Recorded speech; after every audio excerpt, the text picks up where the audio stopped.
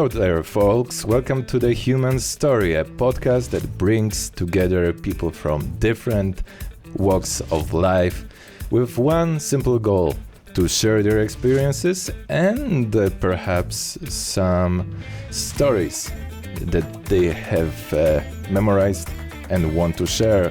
With me is Ali Jafri, a social media consultant and a person who works with visuals, with audio, creating your best advertisement. Hello there, Ali. Hello, thank you for having me. It's a pleasure. And to begin with, I must say you are kind of an insider, aren't you? Yeah, you can say that. Yeah, because today we will be talking about Saudi Arabia and working in the country, which here in Poland is shrouded in many mysteries, myths, rumors, etc. So the first thing I would suggest you just forget about all these myths.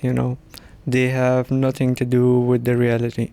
Yeah, maybe long back there were some stuff like that, but not anymore. The Saudi Arabia is very new now, and you cannot even imagine how quickly the things have been changing there. Is it because of the Vision 2030, child of MBS, meaning exactly. Mohammed bin Salman, the Crown Prince? Exactly. This Vision 2030 has its own rule. Its own role in there. But other than that, it's they are just getting modernized, because of course they cannot stay. They cannot have this kind of a gap between the world and them, So yeah, there's a lot of changes going on. Changes in not really in politics, I believe, but more in social ways and cues and so on and so forth. So where should I start this from? Okay, so let's talk about this. We all have heard about a myth about women in Saudi Arabia. So let me tell you some insights. Every business in Saudi Arabia right now needs to have some Saudi employees. At least 50% of your employees should be Saudis if you own a business over there, and you are generating a revenue more than a specific amount. So you are supposed to be employing 50% of Saudi people. But if instead of a Saudi guy, if you hire a Saudi woman, she would be considered as 2 Saudi male guys. Yeah, oh, really? That's very progressive. That's how they are, encouraging and motivating women to work nowadays. Would they also receive double salaries? Not really, but they have their minimum wage, which is kind of a lot. A lot in a sense, like at least way better than a lot of things. And yeah, they are also paid for their conveyance and everything. Conveyance is always included in their salaries for all the women, and in the name of conveyance they have they take a lot of money for that too. Okay. Do they work with guys in the same room, or are they segregated? No, there is no segregation these days. They are working in the same room. They are a few of the girls are more professional than the male people, and they're working very good in all kinds of fields. Have you ever seen a Saudi female CEO, or at least some sort of a director of medium level in a corporation in Saudi Arabia? Yes, I have seen them. The Saudi women, they are going all around the world getting their education from America and all over Europe. You might find them. The thing is, the Saudi people, they travel a lot, so they get all the exposure, they get educated, they come back to their country, and they are doing a lot of great stuff. Like I can share some experience with you about there was this exhibition, and in this exhibition they were promoting women empowerment in Saudi Arabia. So over there, this exhibition was only for young Saudi women who were like basically entrepreneurs. So I went there, and I was actually creating social media content for I was just promoting this exhibition on social media. So what I was basically doing is I took a lot of interviews and spoke to a lot of these women, and what are their businesses, what are they doing, how are they carrying it out. So I had a lot of long conversations over there, and over there I realized like Saudi Arabia has actually changed a lot. I found a lot of artists over there, architects, and you name it, all kind of different fields. They were working there. They were like the main characters in their office. When was the exhibition organized? This exhibition was in around 2017, actually. 2017. So it was just a year after Vision 2030 was announced. Somewhere around. Yep. No. Do women who come back from abroad, having accomplished their studies, suffer from a retrospective or reversed cultural shock? Because I imagine Saudi women, they still need to wear veils, hijab, and so on and so forth. Actually this was compulsory for them, but it's not anymore. And according to the Saudi law, it's not compulsory anymore. You will still find them doing it, and it's not because of the law. It's now, the thing is, it also depends on the social culture, social values, and the cultural values that the Saudi people have. So they are not forced. If they are willing to do it. That's why you would see them out like that. And there are some in some cases they are forced also, like in the backward small cities, and in the backward what should I say, like in the rural areas, and with the laid back Saudis, they of course they force their women to wear hijab and wear the abaya and everything. So but most of them, they choose to do it because they choose to wear the abaya and hijab. Abaya and hijab, exactly, because it's part of their culture, like their culture dress. Like if you see the Saudi men, what they wear thobe, and they have a gatra on their head. Same way the Saudi women, they have this in their culture. That's why they do it. So they do not perceive it as a symbol of oppression. They perceive it as an anchor that anchors them in their cultural soil. Exactly. It's their culture, and the thing is, if they feel like they don't want to wear it, like if they're going out somewhere to a party or some place like that, you would also see them without these abayas and hijabs at some point. At some places too.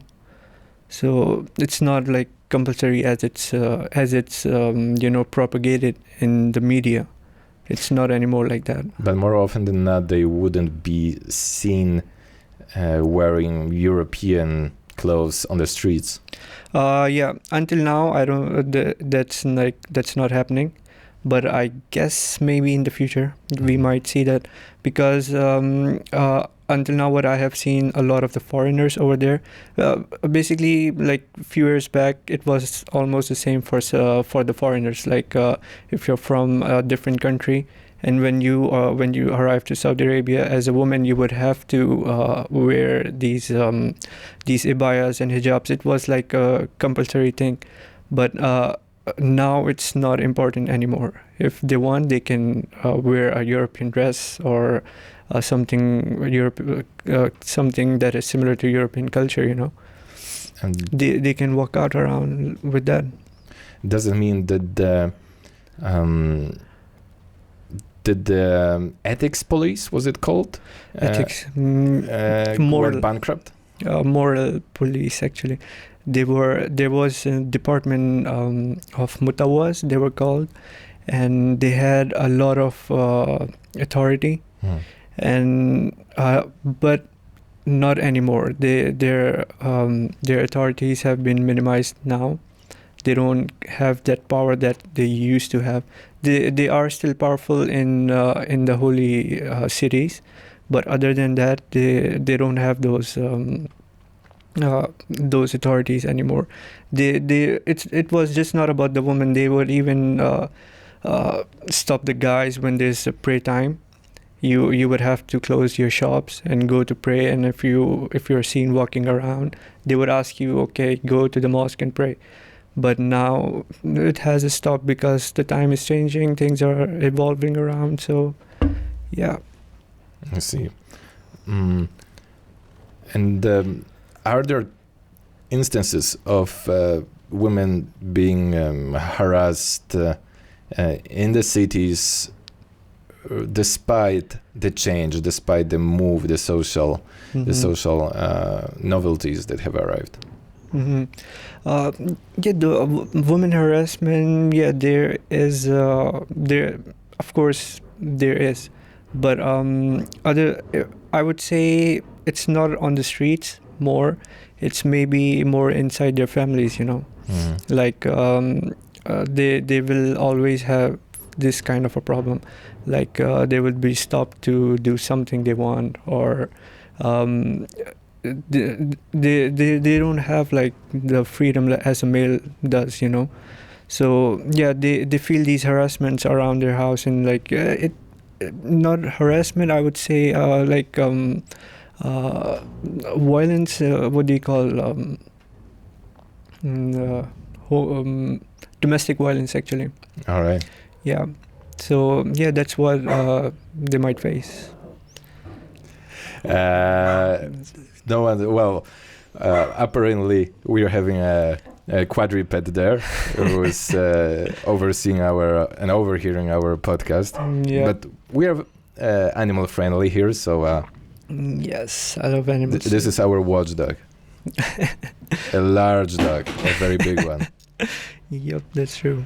So dogs, exactly. What about dogs in Saudi Arabia? Dogs, they are, you will find them very few around, Is it because of the Islamic custom and the belief that the Prophet Muhammad was bitten by a dog?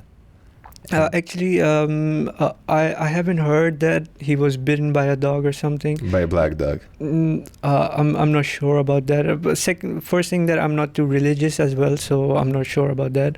But what I have heard is that it's like a disliked animal in the Muslims. But if you have a purpose to keep a dog, then you can, but just for just you find it cute, you cannot keep it at home. I cannot go into the details because I'm not aware of them. So it was basically considered haram for few things that I'm not sure about, but still you might see them around in Saudi Arabia at few houses. But more often than dogs, you would see all kind of different wild animals in the house of Saudi people, like such as lions, tigers, everything. This is some madness. What? Yeah. Why lions? I don't know. They're obsessed with it, especially camels. They love camels, And there is some dude on Snapchat, and he's quite famous, and he is only famous because of his zoo. He has his own zoo in his house, actually. A proper zoo. Yeah, like all sort of animals you can find it at his home. He has animals from Africa and all around the world. He has a lot of birds, a lot of all different breeds and kinds of lions and tigers and leopards. Just imagine everything. His guys. He invites his fellows, his friends. And then he's like, "Oh, I'm going to introduce you to Rex. come by, and then there's the freaking Bengalese tiger. Yeah, and of course, when he's having all these kind of animals, he also has a trainer who is professionally, is supposed to be taking care of that thing. So they are well trained, well behaved. The guy must be well off. Of course. He must be. I wonder how you procure those kind of animals and whether that is regulated in any way by the Saudi law. I'm not sure about the Saudi law, how they regulate it, but there must be something for their, how do they deal with it?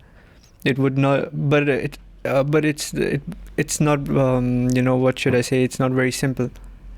They have some laws and they have to follow it. Okay.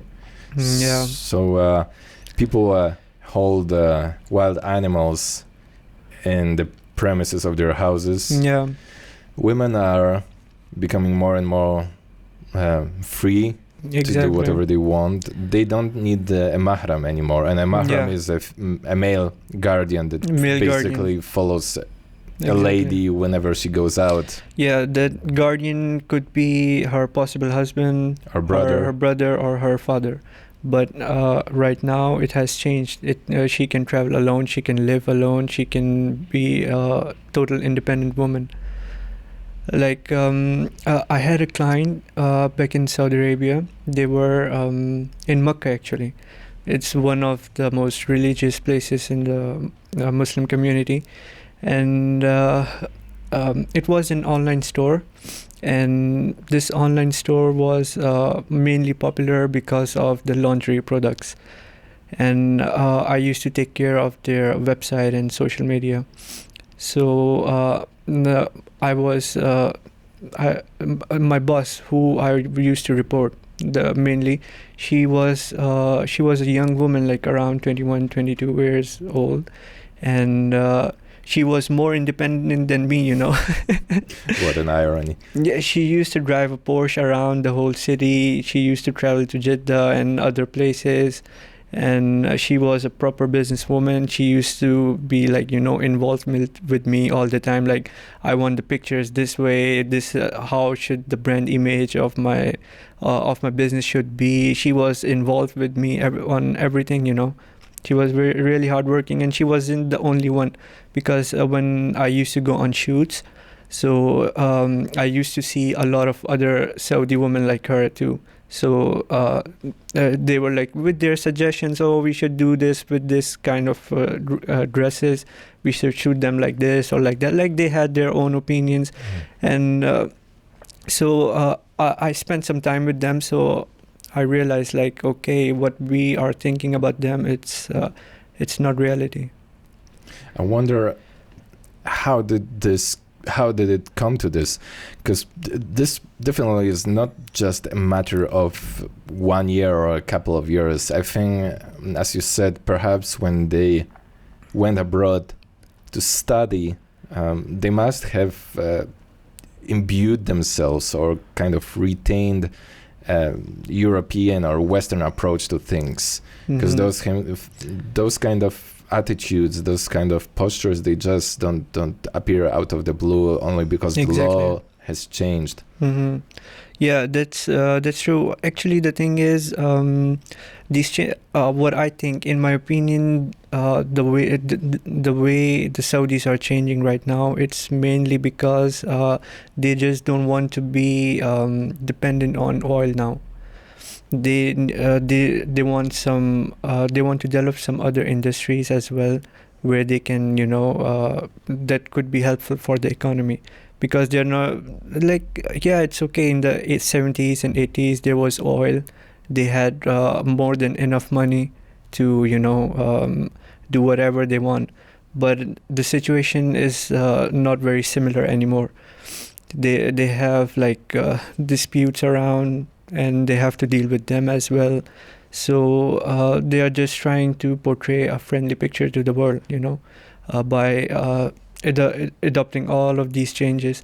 Just like if you look around to their neighboring countries like Dubai or Qatar, like the way they are changing, it's not something very new in the Arab world.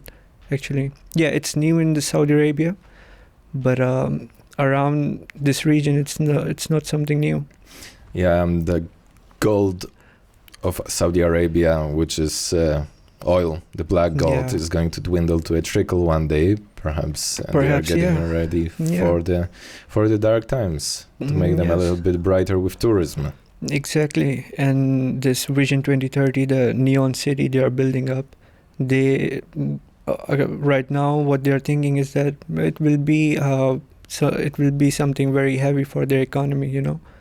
What the MBS says, like the Saudis would be dependent on that too, you know. It will have a good percentage of dependency of their economy because of that city. How are Saudis doing with alcohol? Is it still banned or? Yes, it is banned. You cannot picture that, and you don't want to be. It's actually available in a lot of places, like not legally, and actually everything is available there.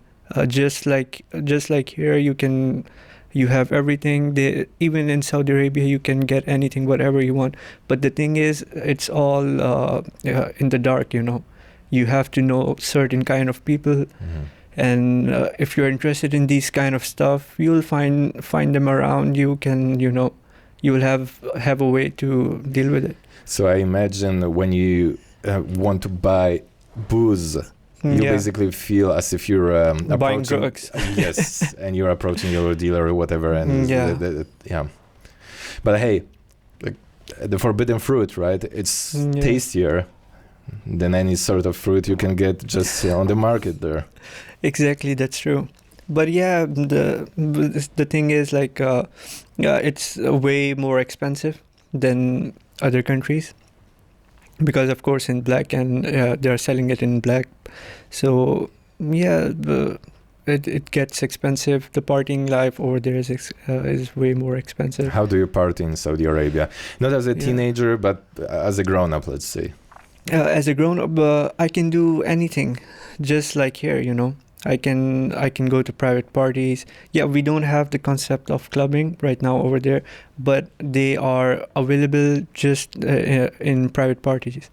If you are like if you are old there, like if you have been living there for kind of long, then eventually you will end up meeting these kind of people who would like to enjoy parties and stuff like that. Actually, where I grew up, it's called Khobar, and it's a city right on the border of Bahrain. Okay. So like driving to Bahrain is like it's like a 20 to 30 minutes drive. And parties and alcohol are allowed. In Bahrain it's allowed. It's completely legal. But in Saudi Arabia it's not. So there are ways, you know, to circumvent the bans and bend the reality. Exactly. So you will find a lot of parties in Saudi Arabia. It's just that you need to find the right people who can introduce you to these kind of groups, you know. To the underground circle. Yes. That's the thing. That's the main thing. You become friends through work-related networks, and then if you build that trust, your friend is going to just casually invite you. Invite you. Hey, Ali, listen up! I'm throwing a party on Saturday. You should come over, and once you go to the party, then you will realize, okay, this is not a normal one. It has everything. It's the party plus. Yeah, of course, it is. Okay, cool. And you were born and raised in Saudi Arabia, if I'm correct. Yes. Yeah. How does it feel being basically with that country and seeing how the country changed since the cradle? Yeah, like I never expected this in my childhood, that Saudi Arabia would change like this. You know, like the schooling system over there was like the girls would be on the other class, the boys would be on the different page. And We never expected that we would have concerts and music and stuff like that going on in Saudi Arabian few years. We had no idea. We were like very, kind of out of the world, We were living in a different world in my childhood. But slowly, gradually, since 2015, 16, things started changing. If you were to juxtapose those two words from your early childhood, when there were mahrams and women were not allowed to drive, and every single one of them was wearing black, with that reality that is unfolding before us nowadays in Saudi Arabia, how would you single out the most distinctive differences? What do you mean exactly? As in, just compare your childhood experience. How was the society back then? Okay. In comparison to nowadays? Back then, it was very conservative, very much conservative. Like if you need to go on a date, it was a big deal. You have to choose places where not the local people would disturb you or something like that, and you had to be very careful with doing anything that is that doesn't support the Saudi culture or this environment around. If you came across as an agent of capitalism, is that the right vocabulary? I mean, right? Is it the kind of vocabulary that would be used back then? If you imported American culture or Western culture, you would be perceived as a troublemaker, as someone who sows bad seeds or anything.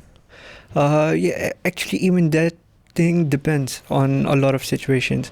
Like in Saudi Arabia, since my childhood, I have seen communities over there. There are like these. Like, have you heard about Aramco? Aramco, yeah, of course. So there are a lot of big businesses, big companies like Aramco, and these companies have a lot of employees that are from all over Europe, all over America, and around the whole world. Actually, they have the best employees, from like managers and high-tech engineers. They have hired them, and when they come into Saudi Arabia, they have a total different background. They need to enjoy, they need to party like a normal person. So what they have done, they have created communities. In these communities, they are called actually compounds, and they have like the government doesn't have anything to do with that, but actually they have like given them a free space. Over there they are allowed to drink. They can buy alcohol normally, and they can have most of the parties that I'm talking about. I have been to these parties in these compounds only, not outside of these compounds. So over there, even in few of these compounds, Saudi people are also not allowed inside. They are specifically for the foreigners. So that's the main thing. That's why they always had these kind of things, But the only change right now is that these things are getting more common, actually. Before, they were bound to only Americans and Europeans. Now they are even the local people are getting into them. They are also accepting and adopting this thing. Were you educated in a Islamic school or in some sort of other school? No, actually, I was educated with the British school. Like, if you might know, like IGCSE, it's a British curriculum that we follow. In Saudi Arabia, you can have mainly they have a British schooling system, American schooling system, and the Arabic one, the local one. So you have these three choices. You can go to any one of them. So I went to a British school. Were there any special rules within the compound, within the school premises? Back at the day, back in your childhood, were girls obliged to wear abaya? And yeah, the question is basically whether the school was a kind of a sanctuary, a bubble where individual rules applied. Actually, it depended on the schools. In my childhood, I went to a different school, and in my high school, I went to a different one. So the one in my childhood, it was more kind of a modern school. It had more kind of a little bit more exposure. We had teachers from all over the world, we had some British teachers, we had some American teachers over there. So it was a total different environment. And over there, they had restrictions for the women and kids, but they were not very extreme. They were like almost nothing. But then I went to another school after a while. For my high school, I went to in this school, it was more conservative. So I had to deal with a lot of shit, like... Such as like... you remind me of the old times. Yeah, let's be nostalgic if we can. Yeah, so the girls, they had to wear, they did not had to wear abayas in the school premises. They were supposed to wear it when they were going out, That's only when they needed to wear abaya. But yeah, in this school, the thing was approaching girls would be a big problem for you, if you are seen, if your teachers see you talking to someone, to a girl, you both are in trouble, you had to do it like the old times, like... I don't know, how would you do it the old times? Expound. Okay, actually not the old times, it was mainly on like social media. Okay, you just see each other, you talk to them, you talk to them, make sure no one is watching you around, not the teachers and anyone. Yeah, if you can become friends, you go to social media, you start talking to them, and do whatever you want. Like, you can manage your dates and however you guys are flexible. So yeah, but if the teachers see you in this situation, you would be like, in trouble, just like a normal thing that you have done, like something like that is beyond the pale. Yeah, like something that you can get grounded for, So you will be sent to the head teacher? Yeah, like to the head teacher, or they might call your parents and tell, oh my God, your son was talking to a girl. That's so preposterous. Yeah, exactly, that is true. How did you circumnavigate? I just managed somehow, but I would tell you like something very interesting. So near my school, I had a girlfriend back in like when I was 16, 17 years old, almost in my high school. So she used to live right next to the school. And the place where my school was, it was like a very silent, quiet place. It was a residential area, and like residential areas are usually away from the city, and they are very in a calm place, like with no traffic, with no noise and anything. So I used to meet her on the on the roadsides or somewhere, just for a while, because dates were not very much possible for us, like going hanging out outside.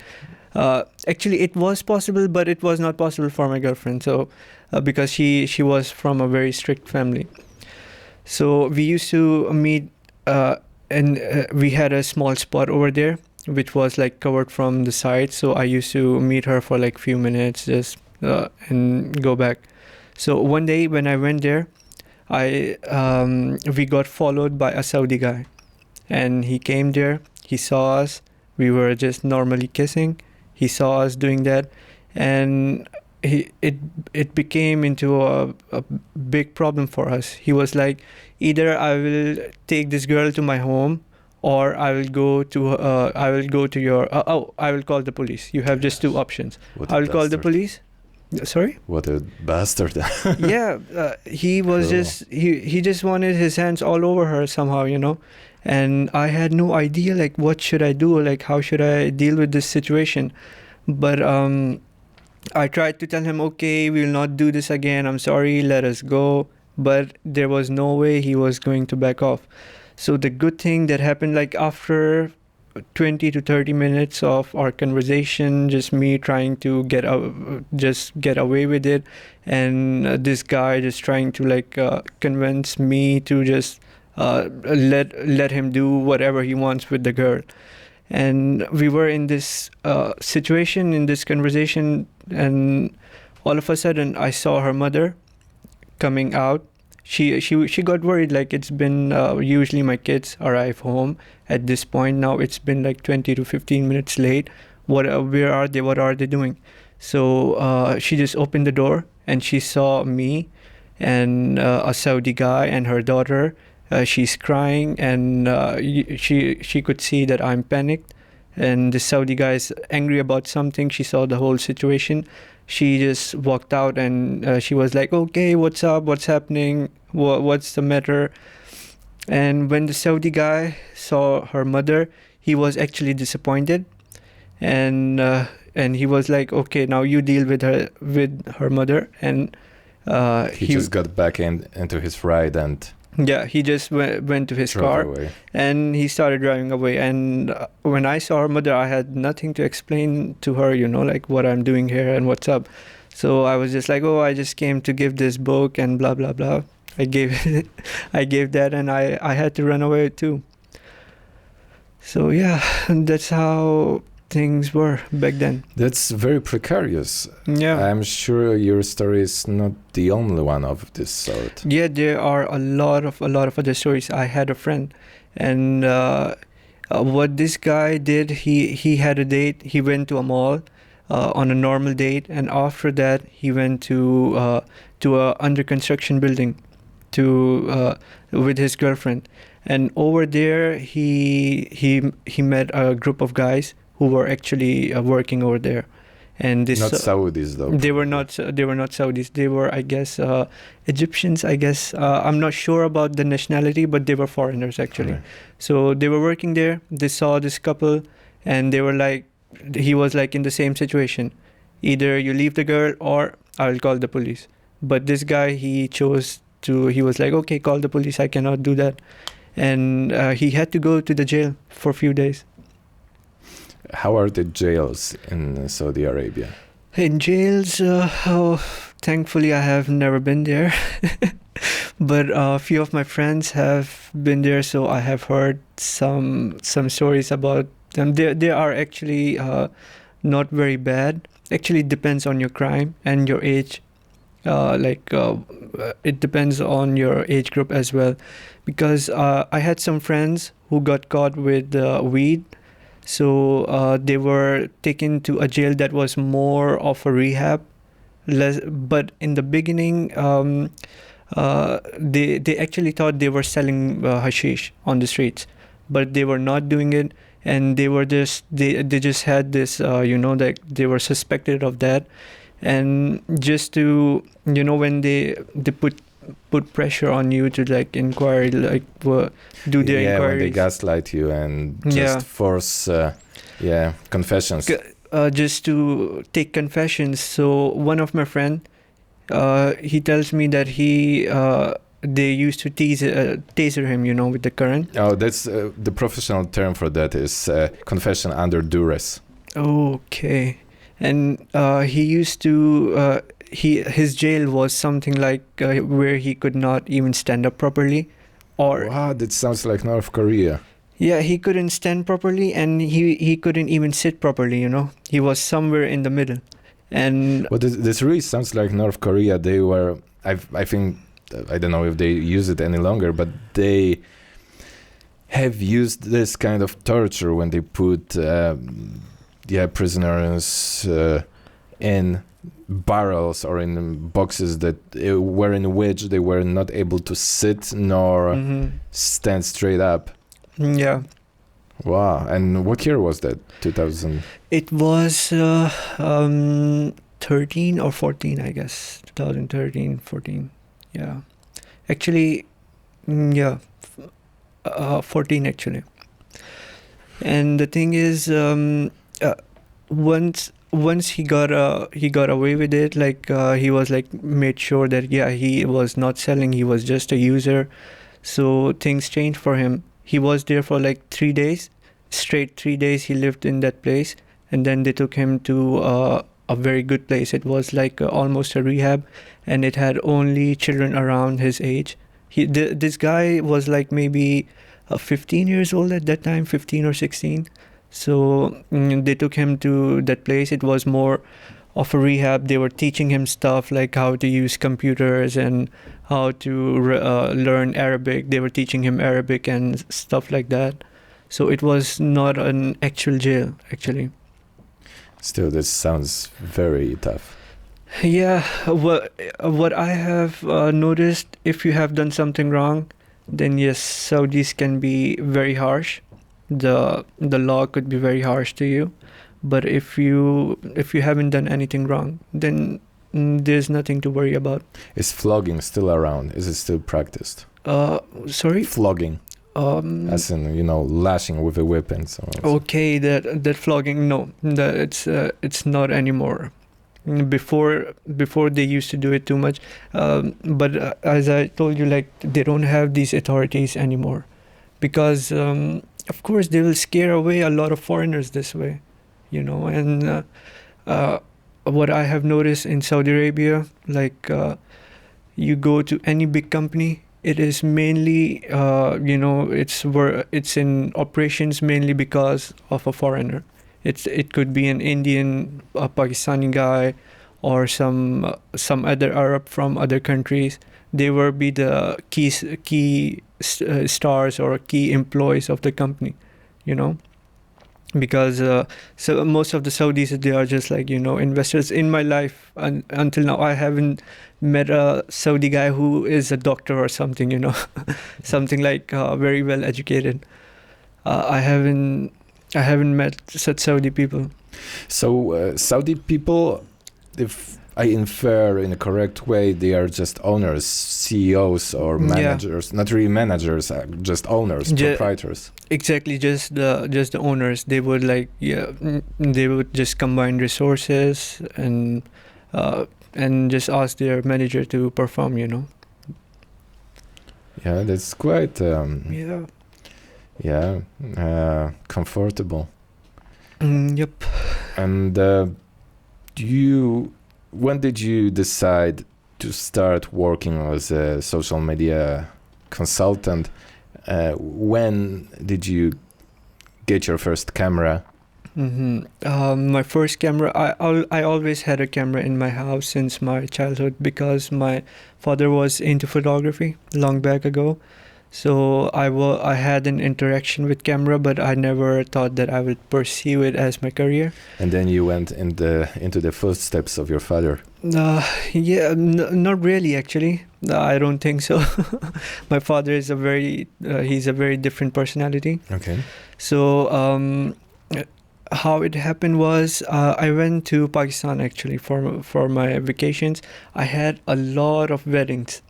Just in 1 or 2 months period, I had like a lot of my cousins, like my close family was they were having their weddings. So over there I met in the weddings, I saw a lot of photographers, and they were like taking pictures and stuff like that. I started speaking to a few of them, and I thought like I don't know why, I found it a little bit interesting. So even though I had a camera, I started taking pictures the same way, like not in the weddings, but I would just walk around on the streets and do some experiments. And then in Pakistan, not in Saudi Arabia. No, in Saudi Arabia, even now, doing street photography is kind of it's a very bold thing to do. Yeah, but let's just a small detour. Let's go back to Pakistan and your growing fondness of photography. So it started to inspire me a little bit. I was like, okay, let me try this. It's interesting, I should try this. So right after my high school, I went to do my bachelor's in media sciences in Pakistan. It's a course where you have 3 majors. You have to select one of them. One is advertisement, the other one is journalism, and the third one is filmmaking. So in the beginning, they teach you all the basic stuff of these three things, and then you have to choose your major. So that's where I started operating cameras and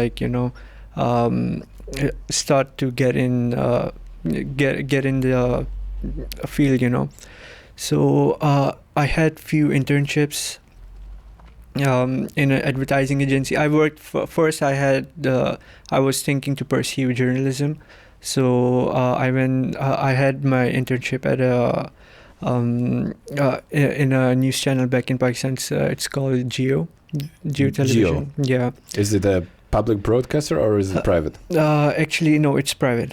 Okay. So I spent a little bit of time there, but I didn't enjoy journalism. I was like, okay, it looks cool, but it's not for me. So I moved to advertisement. So that's where I started, realizing in advertisement what I really want to do. It had a lot of different options in advertisement. So what interested me more was fashion, actually. So where I was working, they had a few clients. They were well-known brands in Pakistan. So every time they used to hire a photographer who would do their shoots and fulfill their requirements. So I used to. That's where I started, learning. When I decided that this is what I want to do.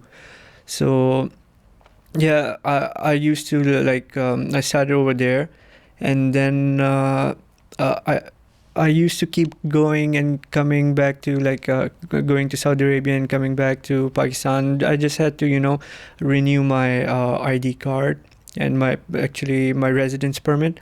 So that's why I used to travel back and forth. In 1 year, at least one time, I used to go back to Saudi Arabia. So once I was there, so I put a lot of ads on online websites. So what response I got was very good. There were a lot of corporate companies that they needed their online appearances, digital appearances, and there were restaurants, there were clothing brands, especially online stores that needed photography, and they needed their online appearances. So I started with photography, and then slowly, step by step, I went to taking care of their whole social media accounts, where I would create them engaging content for their audience. It could be with graphics, with motion graphics, animation, or videos. That's in Pakistan. Or that's in Saudi Arabia. Both places. In Pakistan is where I learned all of these things. Okay. Because where I was working in Pakistan, this advertising agency was totally based on social media. They were providing these services to a lot of people. So I had this experience. So once I went back to Saudi Arabia, I started to implement these things over there, because I believe Pakistan is when it comes to this digital age, Pakistan is way more ahead than Saudi Arabia. When it comes to IT and social media and stuff like that, we are way more ahead. To what do you ascribe this phenomenon that Pakistan is more advanced in terms of visual advertisement? We don't have something to stop us from saying that, oh, it's haram, don't do this. So Pakistan is way more relaxed in terms in these kind of situations. We have a fashion industry from maybe more than 100 years. We have industry going on. It's they are also changing according to the situation and the time. So they are flexible with it. So over there, I saw a lot of things and I experienced a lot.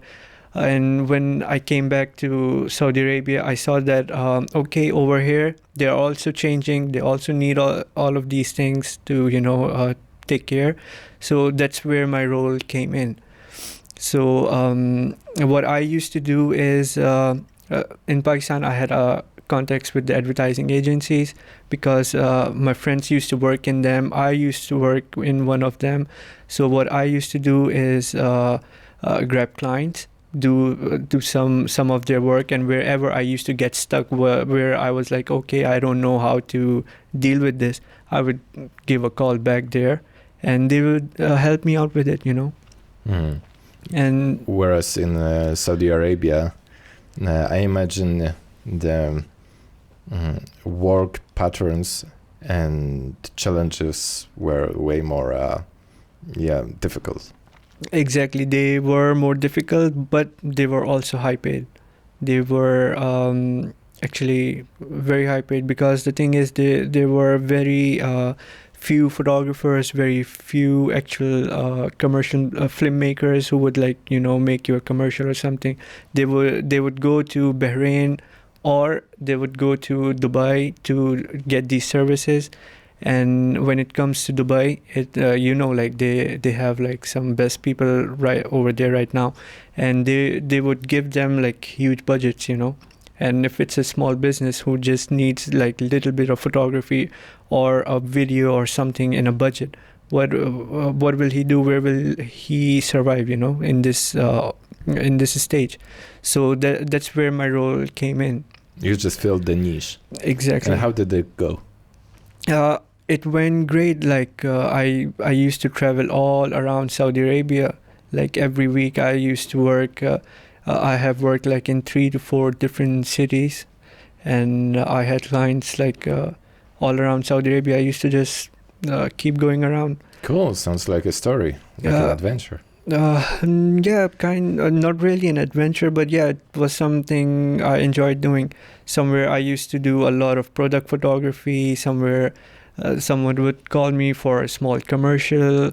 And actually the thing is, since I was taking care of their social media, so I had to visit them at least twice or 2 or 3 times in a month to create their content. Whatever I could create through the graphics and animation, it was a different thing. But for videos and photography, I had to be there physically. And, you know, explain them what I'm doing, what's the script, what's their purpose, what they need to promote, what are they looking for. So yeah, that's why I had to do that. Well, on your on your tour around Saudi Arabia, doing the adverts, have you noticed anything? Did you notice anything particular in the interaction with your employers? Mm-hmm. In terms of work ethics, for instance. I see. There is a lot of difference in the work ethics. Actually, I think the eastern province of Saudi Arabia is way more advanced than the other side of the Saudi Arabia in whole. They are like they're adopting technology. They are doing they're trying their best to do everything according to the international standards. And on the other side, you've got Hijaz mountains. I guess that also plays a role. People are there are a little bit more traditional. Yeah, they are actually more traditional. They are a little bit more backward, like the typical Saudis, and they don't adopt changes, you know.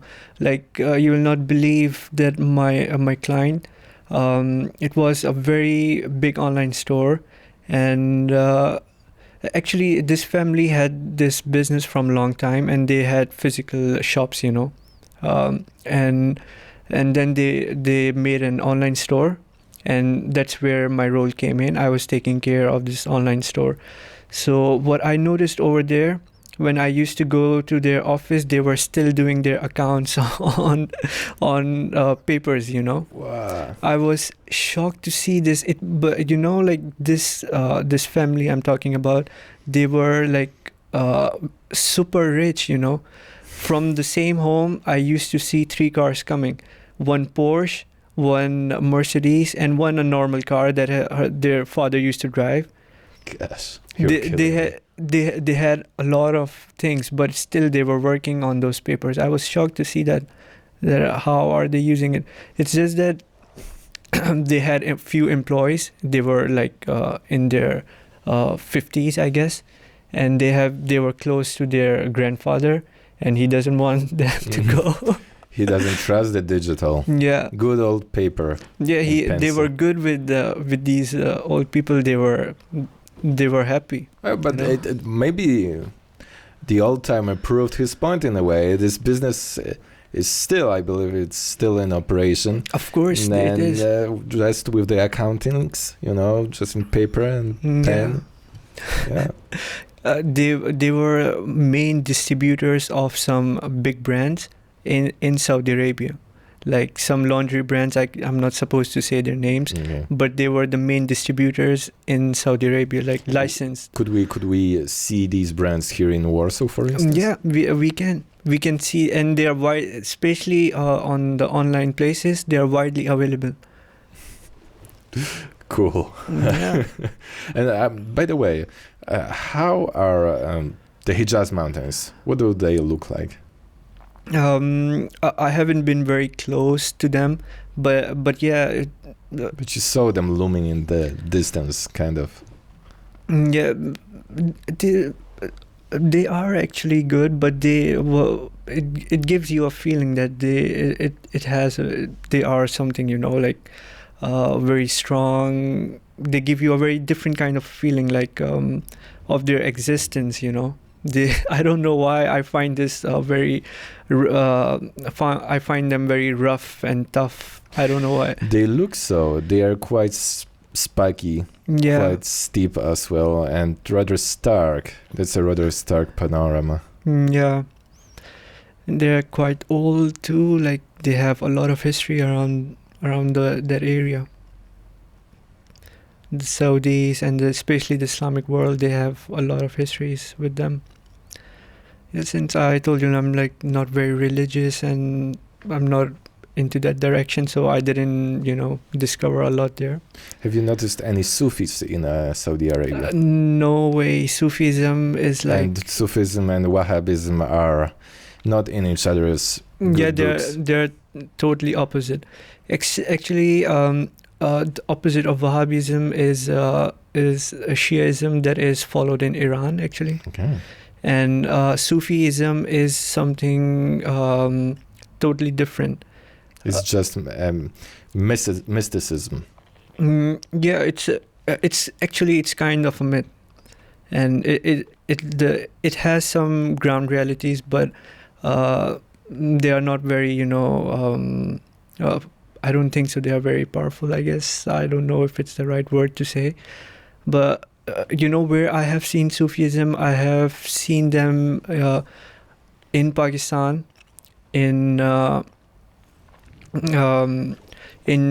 shrines back in Pakistan, in like on the countrysides. We have the concept of shrines in Pakistan, and over there I have seen Sufism. Yeah, they would, and I found them very different. Actually, there was a time I was very obsessed with it. I just wanted to know, like, what is it, how does it go, and how it's working. So once I went to film a documentary on Sufism over there, back in Pakistan. So there's a province in Pakistan called Sindh, and this land is known for Sufism a lot. Like they have a lot of holy shrines over there. So what do the shrines look like? Do they look just like small households, maybe not even households, but like a dome on a square building and that's it, or are they more elaborate? Actually, they look like more of a mosque, and in the mosque there would be a place where they would have this tomb of whoever this saintly person was. Yes. And they would normally pray and do the normal stuff that all Muslims do. But around on this other side where they have this place, where over there you would find a lot of music, different kind of music. You will find a lot of weed and hashish. No, so they amplify their spiritual experiences. Yes, exactly. Improving the connection. Yeah, they want to connect with God directly with weed, you know. So so they have some specific kind of music that only Sufism is, that describes Sufism, I guess. So yeah, they would listen to that thing. They would smoke, and they would do. They would dance, and that dance is not. it's very different. That dance is like. It's not like the normal one. It's something specifically for Sufism. They would just, roll around, spin around, like the whirling dervish. Yeah, they would just. Do they act the same like the whirling dervish from Turkey? Exactly. Oh, yeah. Not very similar, but it's somewhere around it. Yeah. And is there leader of the ritual who is dressed in a different way, and the others spin around him, for example? Not really. Where I went, it was in that place. What the situation was? Sindh. In Sindh. And where I went, it's called Bhicha. And it's a very popular place over there. And the thing going on over there is there's a family who is taking care of this shrine from kind of long time. Like custodians. Yeah, custodians, and they are. It is said that they belong to this guy's family, to Bhicha's family, so that's why they are taking care of it. So when I went there, so I found out that they have this one custodian every time who takes care of the whole family. He has all the responsibility of the family business and everything. He is like the leader, of the family, like a tribe, Mm-hmm.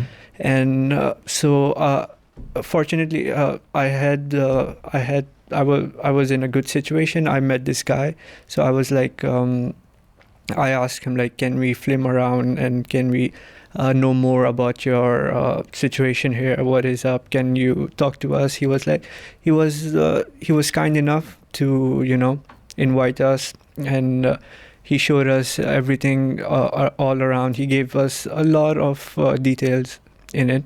So yeah, the thing is, what I realized, there are a lot of things that are forbidden in Islam, but in these Sufism, they don't consider it forbidden, and they keep doing it, like dancing, music, and smoking or stuff like that. And they still worship Allah. Yeah, they do that. Okay. So no Sufism in Saudi Arabia, but Sufism quite present in Pakistan. Yeah. Before we take a short break, would you give us, our viewers, feedback and rules of thumb should they want to establish a business in Saudi Arabia? The do's and don'ts. Okay. Yes, if right now I think it is a great time to invest in Saudi Arabia. And let me tell you the pros and the cons, actually. The thing is, before there were no taxes. If you had a business in Saudi Arabia, it would be amazing. Like, you would not have to pay a single penny to anyone. It was just yours. But now we have some taxes. But even that is bearable, because it's changing, it's developing.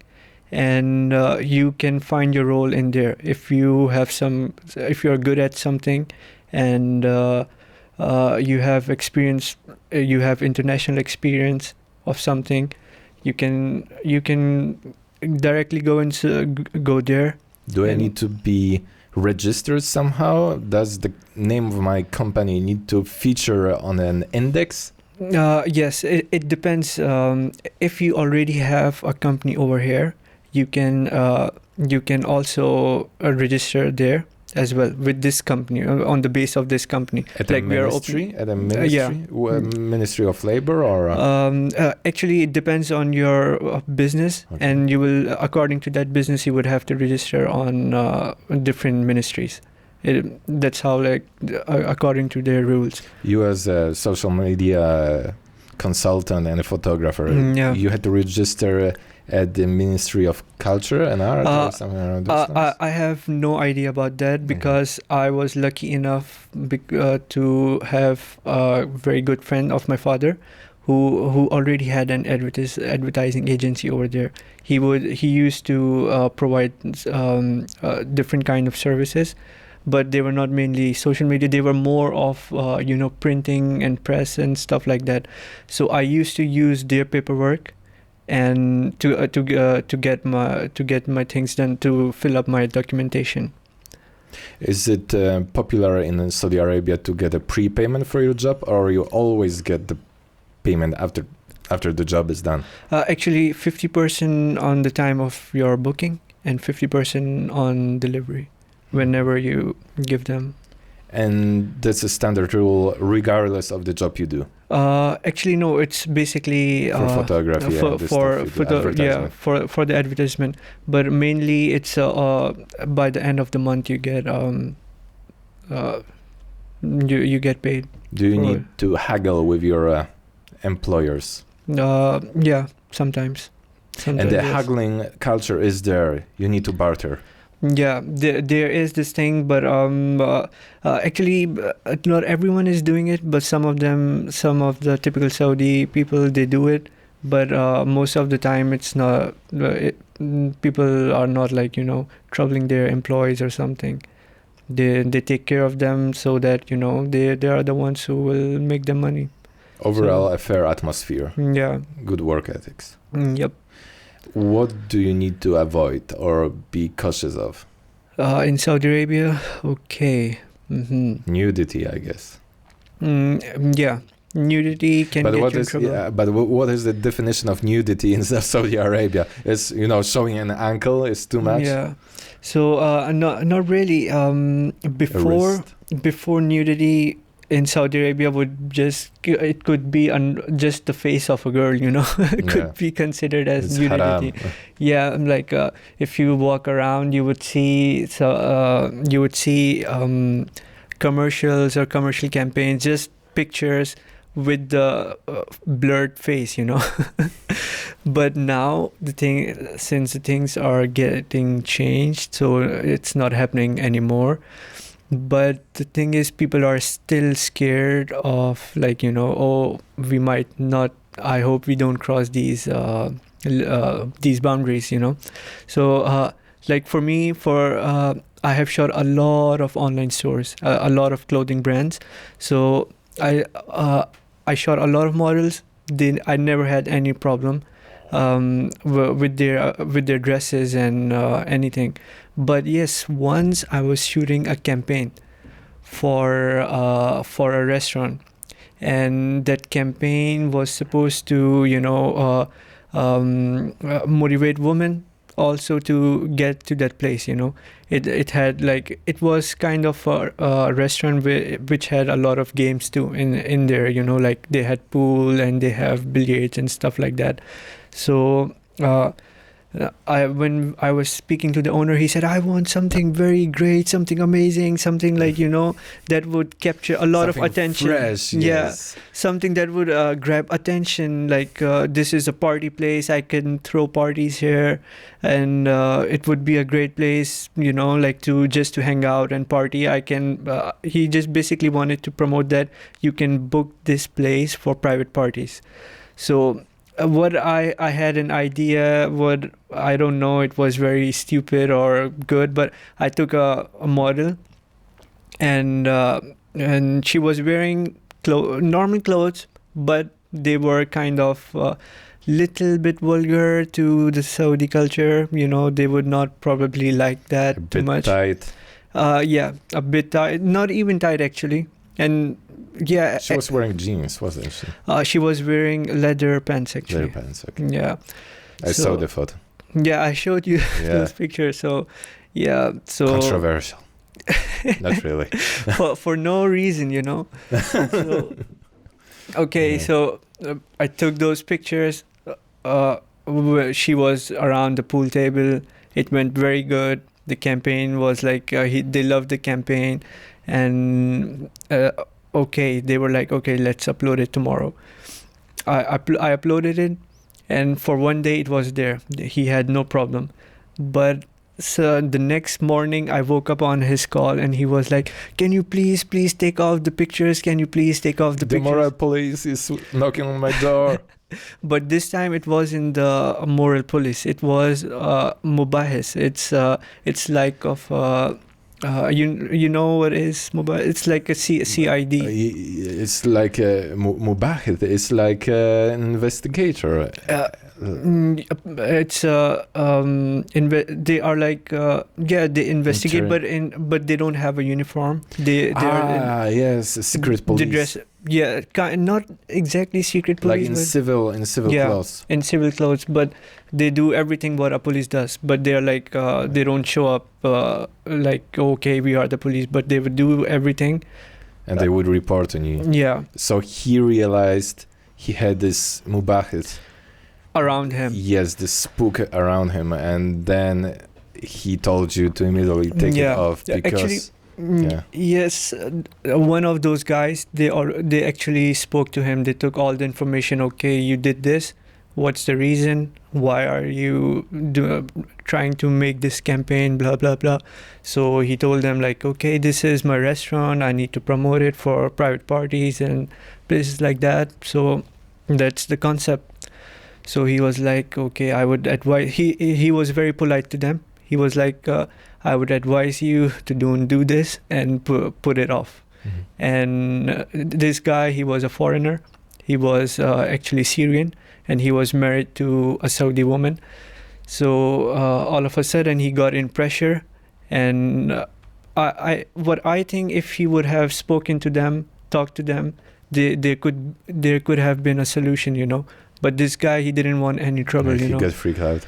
Yeah, he freaked out very bad. He was like, okay, just take this off. I took it off. Then after a few days, he called me again. Why don't you do one thing? Just remove the name of the restaurant and you can upload that again. I was like, what the hell? Then what's the use of the campaign? Clever. Yeah, your name is not there anymore. So you have Well, to, he liked the picture for some reason. yeah. Maybe the model helped. I have no idea what he liked. He was a very different man. Like, I couldn't understand his thoughts. I love Syrian cuisine, by the way. Nice. Yeah, me too. I love their barbecue, actually. You told me that there are more details to be shared regarding setting up shop in Saudi Arabia. Yes, there are like two major ways. One of them is like, if you already have a business outside of Saudi Arabia, you could register that same business as its branch over there, and it's called something like Mada, where you are already a business and you are new to when you're getting in Saudi Arabia. And second is that if you want to start like totally in a local situation, that's when you need to set it up with the Saudi guy who is supposed to be your kafil. Actually, it's called, in the local language they call him kafil. He's the one like you're not you cannot there's a certain amount of investment, and if you're not crossing that, then you will need a Saudi guardian who is you will be under him. Okay, will he have insight into your proceedings? It depends on your understanding with this guy. Actually, most of the time it happens like you give him some percentage from your business. How high? It could be 10%. It could be 20%. And if you don't want any involvement of this guy in your business, then you usually pay him like around 5 to 10% of your profit. And if he's investing with you or you guys are working together, then it could be a little bit more than that. Depends on his involvement, you know. Yeah, it depends how much you earn, but then even 5% for companies such as, I don't know, Shell or other companies, that would be huge. No, for Shell, you mean? For Shell, I'm pretty much sure if such a big company is coming to Saudi Arabia, they will this thing will not apply to them because they are already registered outside, so they will just come up. Yeah, that's the other case. The first. It's about the small businesses more. They're set up there. Like normal shops or fresh businesses, you know. Okay.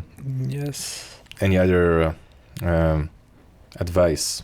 I would say that you in Saudi Arabia, you must be close to the locals, you know, to when you're starting up a business there, because the rules and regulations over there, they are not very similar to all around the world. So yeah, you need some good people around you that could advise you and tell you about you know, like for all different businesses, you have different ministries where you should be registered, so they can guide you the best with that, you know. And because as a foreigner, when you'll go there, you might not understand where to go, how to do, and what ministries you should be registered in. So they can. That's where you will need a Saudi guy with you. Even that's just a friend. A friend would suffice. Yeah, it could be a friend. It could be someone you just pay him to take care of all the government stuff, you know. He would help you out with that. Are those intermediaries organized in a way? Are there companies who deal with foreigners wanting to... Yeah, there are a lot of companies that they can help you with, like with the complete setup, you know, from the places until to get help you with clients, with everything. How much do they charge you? I wonder. It totally depends on your business and the scale of your business, like how much you are investing and what kind of a business is it. It varies. For all businesses, it's different. You would have to tell me a particular business so that I can give you details about that specific thing. How about fashion company, if that's doable? Okay, for a fashion company, like you're like a designer or like a designer. Yeah, like then it's kind of quite simple. Like you just have to rent out a place, and find if it's on a small scale, then you would have to find a kafil, a Saudi guy you will be working under, and he's going to you know, take care of your all the government stuff, and like, you know, like you need employees, Saudi employees as well, and small things like these small rules and regulations. He's going to take care of that, and what you need to do is just focus on your operations and how are you going to import them, or if you are like designing them over there, if you are like producing them over there, then it's different. Do you need to sit on heaps of gold to rent a place in Saudi Arabia? Not really. It depends on where your workplace is, you know. So I imagine Mecca would be expensive.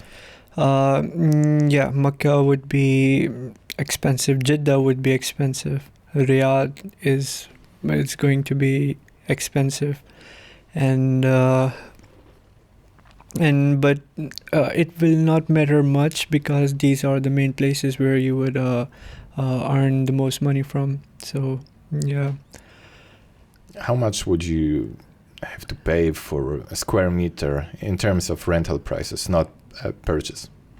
Rental prices, the commercial properties over there are a little bit expensive, so you should keep over there. You pay usually on yearly basis, so you have to pay all together for the whole year, or at least 6 months in These are the two situations, and it could be for a normal shop.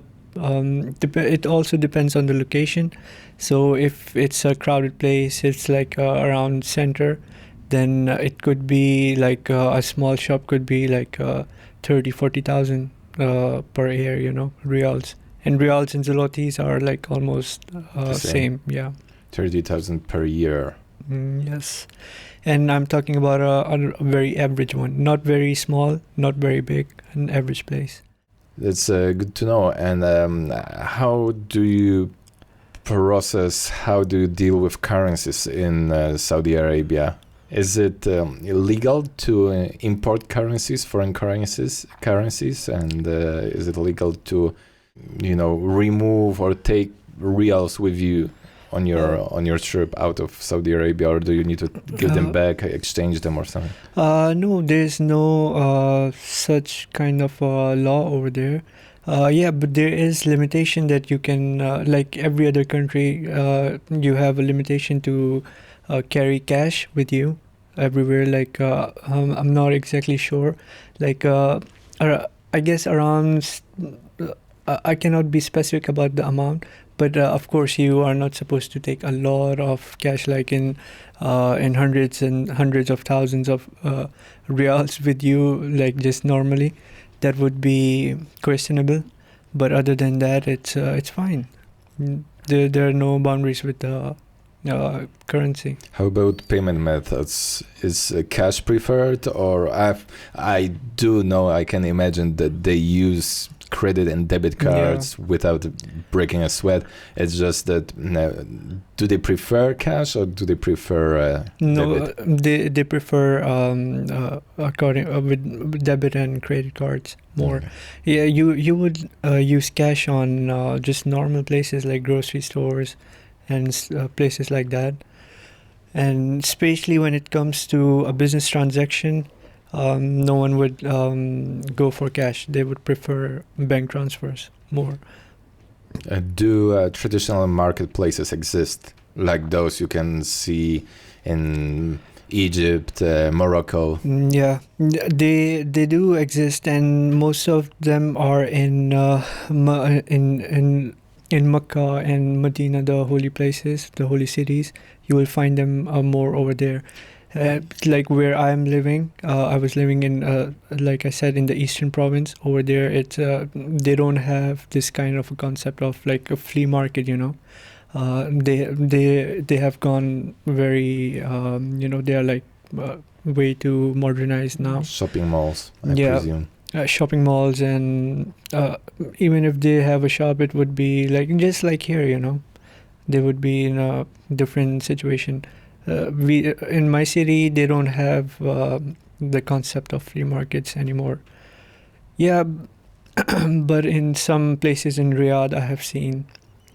But probably those are not Saudis who are selling those products directly, as in they are not the vendors.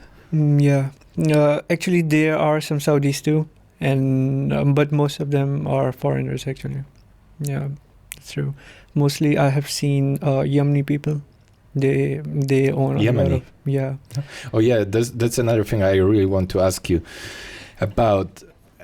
While in Saudi Arabia, did you experience the shadow of war in Yemen?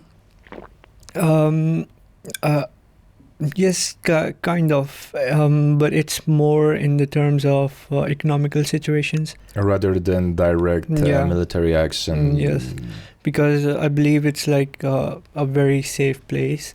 Saudi Arabia has been a very safe place. Although the southern town of Jeddah, I believe, at some point it was targeted by Houthi missiles. Yeah, like Houthis have targeted Saudi Arabia like around 3-4 times until now, and the good thing was they didn't like they didn't target civilians. They were targeting only the Saudi government, so they were just making sure that they hurt their investments, not the innocent people. So Yep. And have you ever heard any words of contention or critique of Saudi activities in Yemen, or the entire coalition's activities in Yemen? Actually, yes, I have heard obviously in Saudi Arabia, not outside of the country. A lot of people, they don't like whatever is going on in Yemen. Even the Saudi people, they don't appreciate that. But the thing is, it's a monarchy system. They cannot help it. Their opinion doesn't matter. It's all in control of the government, What's the point of the war? The point of the war is they have a feeling that they might invade to the other side of Saudi Arabia, the one which is nearby the Hijaz, the area Hijaz. They have a feeling that there could be an invasion from Yemen to that side. And basically the Houthis they don't follow the same Islam that the Saudis follow. Saudis are following the Sunni Islam, whereas Houthis are following Shia, and they are aren't they the Ibadiyya? Yeah, but actually it's a little bit more deeper than that. Actually, even in the Sunnis, they have a lot of what do you call madahib, the schools of Quran. Sectors. What's the word, sectarianism? Sectarianism, yeah. So in Saudi Arabia, they follow Wahhabism. It's it's a kind of it's a sector of Islam that was built up in 50s and 60s by Saudi people, actually. Yeah, well, it goes back as far back as to the 18th century, because that was when Ibn al-Wahhab was around, and he made this pact with the current king the ruler of the Saudi family. And that's when they merged.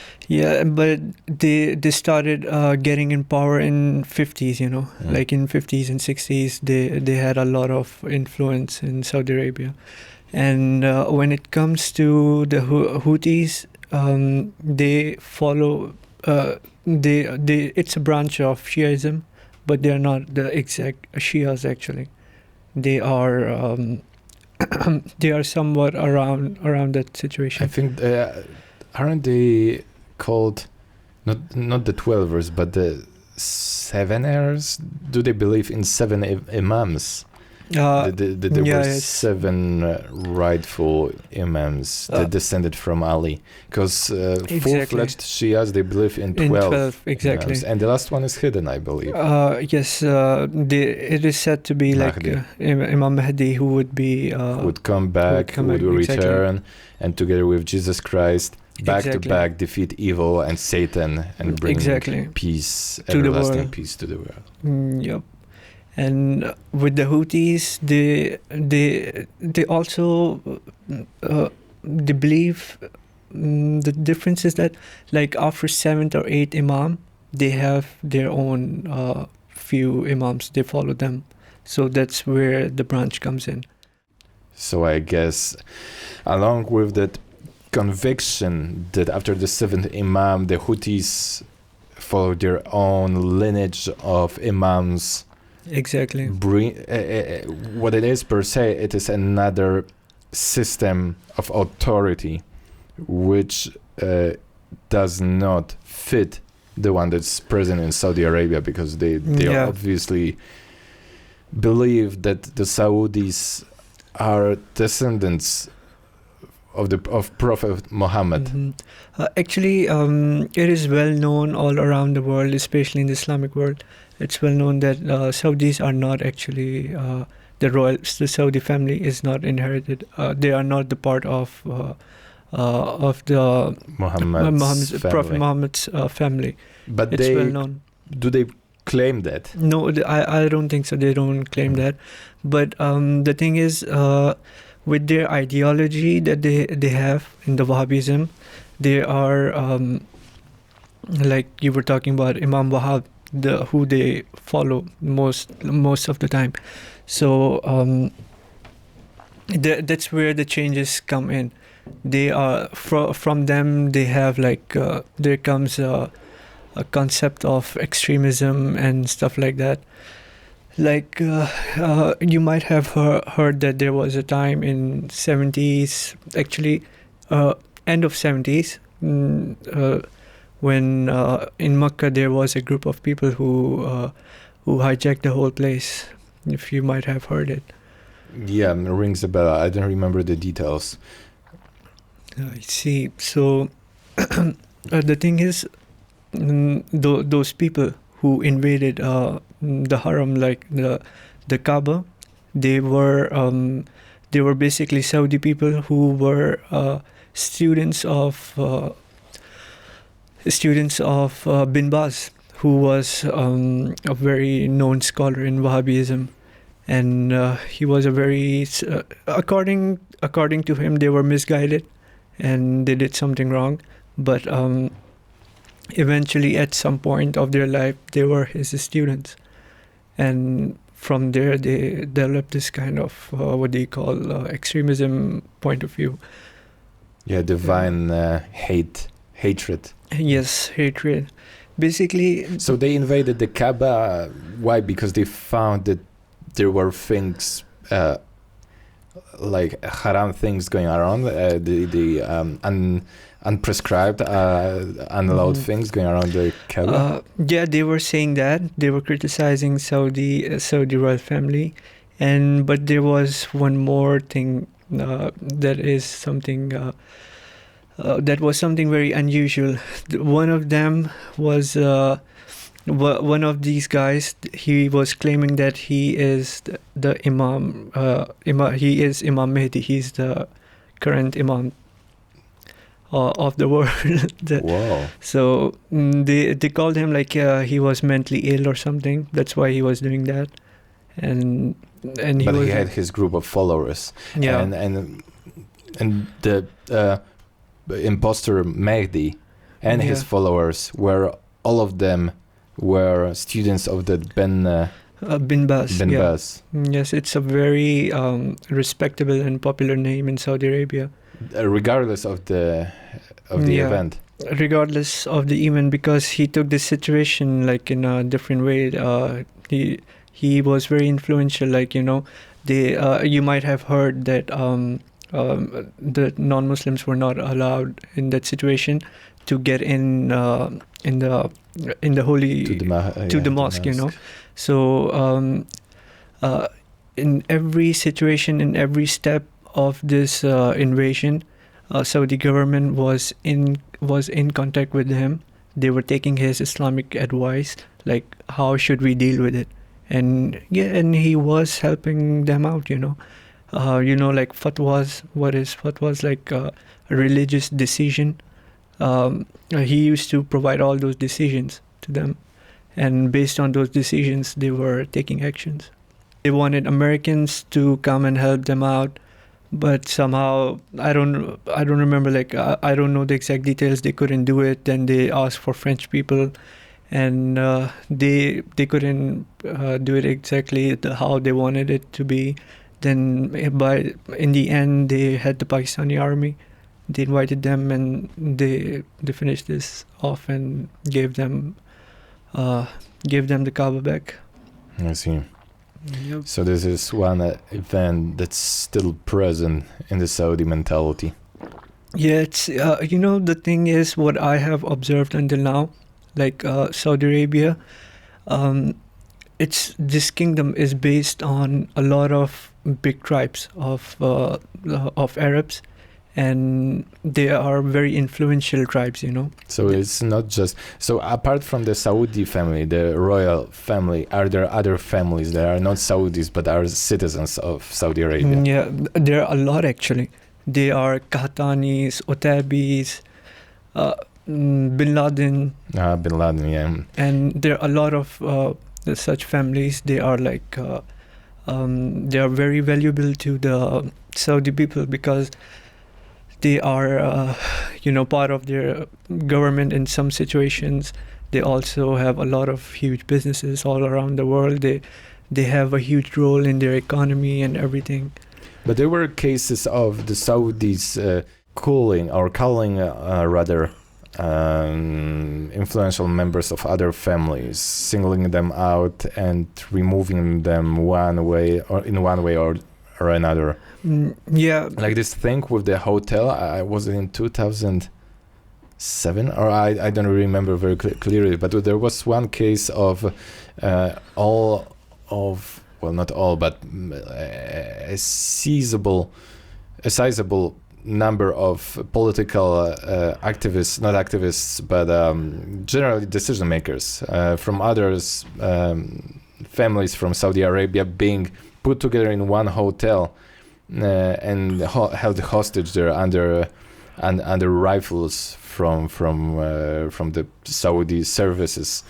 Yeah, you're talking about when the MBS came in power? Yes, Okay. yes, precisely. Yes. So the thing is, there was a change when he became the crown prince. Usually, what used to happen is the next king was according to the situation and everything, it was going on in the brothers. It was supposed to be, okay, this is the king, his younger brother now would be the crown prince. But in this situation, it went to his son. It didn't go all the way with the other brothers. So while in that situation, they had some, people who were like, who got against him. And that's why he needed to maybe take control or something.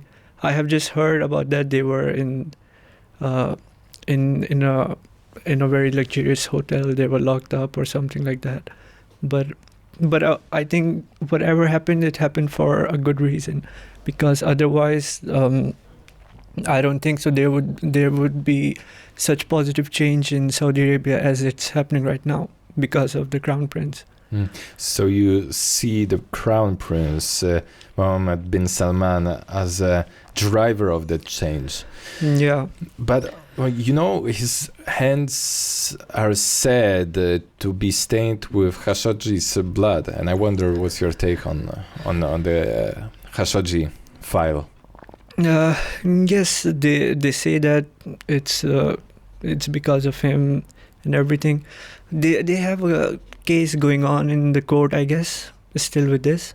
I think this the international investigation found the Saudi government responsible, but they have not named MBS so far, I think. Yeah. And also CIA data showed that MBS reportedly contacted his brother, who was, at the time, it was 2018, I believe, he was the Saudi ambassador to the United States of America. He met Khashoggi there at the embassy in the US and told him, met him or called him in any case. He recommended to Khashoggi going to Istanbul to the consulate to get the papers that would allow him to marry his prospective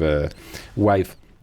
And that's when they basically strangled him and chopped him to pieces. Yeah, that's true. Well, the courts would decide that, but I'm no one to judge here. But the thing, what I find very weird is that if there's a situation like that, and CIA is providing evidence that this happened, and they are blaming him, and then they should go ahead, cut ties with them, But they are still they are close allies. They are selling weapons to Saudi Arabia.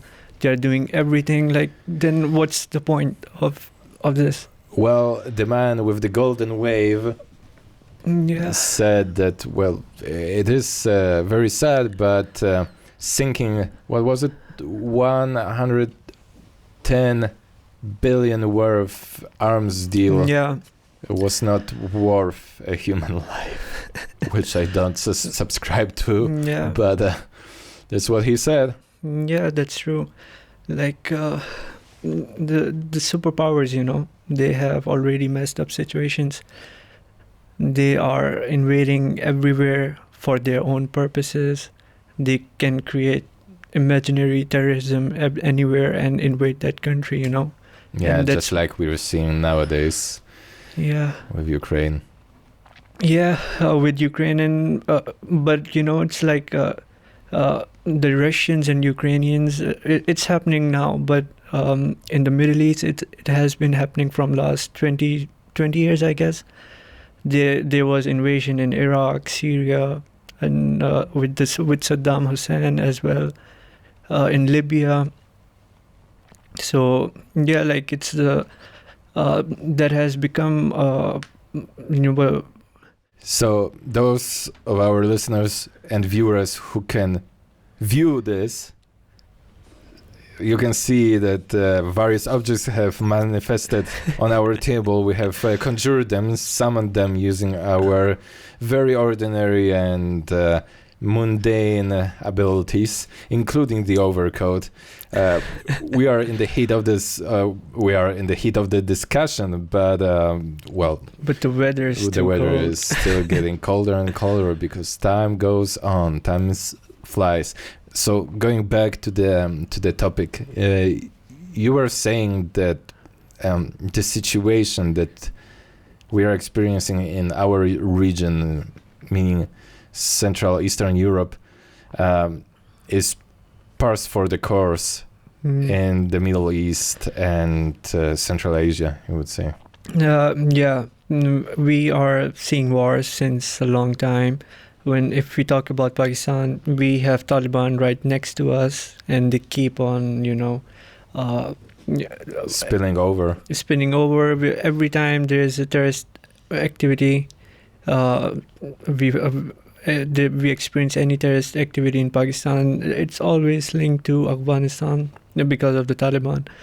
And what I think it's time for people to realize that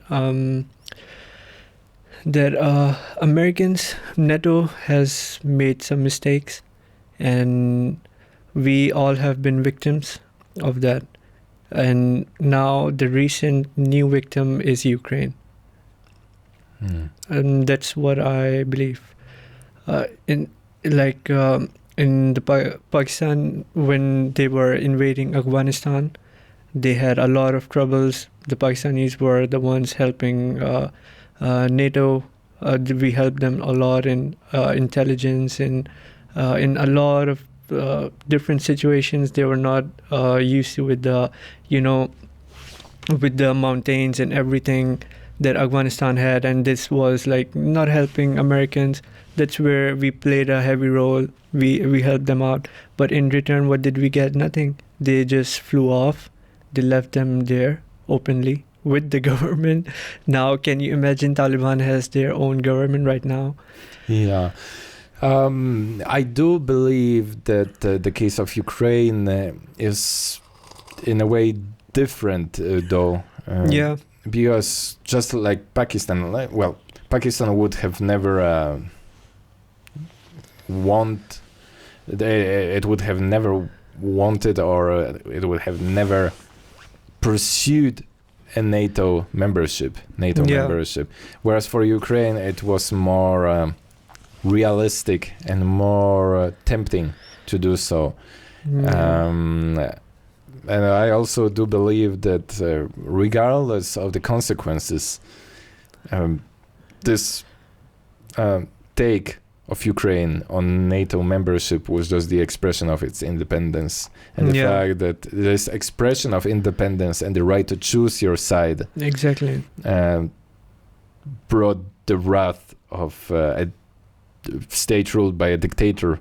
It just confirms what are we dealing with, that we are actually dealing with a country that is ruled by precepts of democracy, freedom, and basically sovereignty against a despotic structure, a despotic organism Exactly. that just preys upon it. Yeah, that's true. I agree with that. But yeah, I do agree that blocs and international organizations, especially if they are military ones, have a certain proclivity of subverting power structures. Yeah, that's kind of true. Like now, the thing is people need to be, more sensible and they should be more aware of these situations. And if your country has democracy, then you should be, you should know the value of your votes. Just vote carefully, to who really deserves it, who you think that cannot get you in trouble, in future. So look around the Middle East. There are so many countries, they don't have democracy. They are dealing with dictators and royal families and stuff like that. So you're blessed, you have democracy. Yeah. How about Pakistan? How does the situation look there? Your prime minister is Imran Khan. Yes, Imran Khan. Okay. Yep. How is that? What is the guy like, and how's he doing? What's up with him? This guy is actually very different than the previous ones we had. And he's trying to... The thing is, in Pakistan, since last 10 years, we had the last two governments that we had, they were kind of very corrupt, and they brought us in a lot of trouble. Like, I remember when I used to travel from Saudi Arabia to Pakistan, the value of our currency was like around 14 rupees. 1 riyal was like 14 or 15. And the last time I went, it was like 40, somewhere around 40. 40, okay. So 40 rupees. Right. We got devalued a lot, and just because of them, they made like stupid decisions and stuff like that. They brought us in a very difficult situation. But ever since Imran Khan has come, the youngsters especially, they see a hope, that things would get better. So you would say that he's a positive figure. Yeah, he's a very positive figure. People appreciate him a lot. And just recently, if you have noticed that he has dissolved the assemblies, and we are going to have another election now, because they said the opposition right now in Pakistan, they had some connections with the some foreign countries, and they were trying to, India? I'm not sure. They haven't openly said India, or they haven't openly said any name of any country, but they said there is foreign involvement trying to, disturb the decision making of Pakistan right now. Aren't there extremist Muslim organizations in Pakistan as well? Yeah. What are they called? I think it starts with D. Daesh, no. Daesh, are you talking? No, not Daesh. Yeah, it's not in Pakistan. Maybe another one, but are there? Actually, there are a lot of them in Pakistan, but they are in control right now. Before they were out, they were doing a lot of shit, but not anymore. The thing is, the Pakistani military is. They got hired specifically for this job, so they have cleaned up a lot. We could have been in a situation like Afghanistan, but thankfully we fought a lot, and we have made things better in Pakistan. If I should name the organizations, there are a lot of them actually. But yeah, thankfully we don't have someone in authority, like someone in power, like Taliban has right now. They are almost a government now. So we don't have such strong terrorism in Pakistan. We have basically what I have observed until now, the terrorist organizations are in Pakistan. They have nothing to do with religion. They will do anything. They do that for money, they will use the name of Islam, and they will fulfill the needs of someone else. They will take the money. They are like assassinators, They would assassinate anyone. They will just label it in the name of Islam. They will just label it like that, and they will fulfill the purpose of someone else. That's the main thing. They're just tools. Exactly, they are just tools. Are you afraid of what's going to happen with Afghanistan, and that it might turn out to have expansionary ideas? Yeah, it freaks me out at times because there is also presence of Taliban in Pakistan as well, but they're not very strong enough. But the thing is, they succeeded to attack minorities. They have just recently. There were few terrorism activities in Pakistan, and they were actually claimed by Taliban very proudly, like that we have done this. They went into a Shia mosque and they blew up themselves. That's what they usually do. They ended up taking lives of a lot of innocent people for no reason, and it has been going on from kind of long. That's very sorry to hear this. Yeah, but what can we do? We can just, just be responsible citizens, vote for the right person, and expect him to, make things right. Other than that, what option do we have? It's just that in Pakistan, the only thing that bothers me right now is the education system. Why is that? Because it needs to be, I think, updated. It needs to be a more... actually, the thing is, there are a lot of living standards in Pakistan. There are rich people, there are poor people, and there are a lot of different living styles in between them, If you can afford, you could go to American, British schools in Pakistan, and you can have a totally different life, which is not even near the reality the poor people are facing in Pakistan. You could be totally away with that. But the thing is, you cannot ignore it, because these people, when they will grow up, and it will be easier for these kind of terrorist organizations and bad influences. For these bad influencers, it would be easier to approach them and change their ideology or convert, or they might because they don't have the exposure, they are not educated well enough, so they might join this ideology, the terrorism kind of an ideology. They can get obsessed with it, and they can create trouble for their own country without even realizing.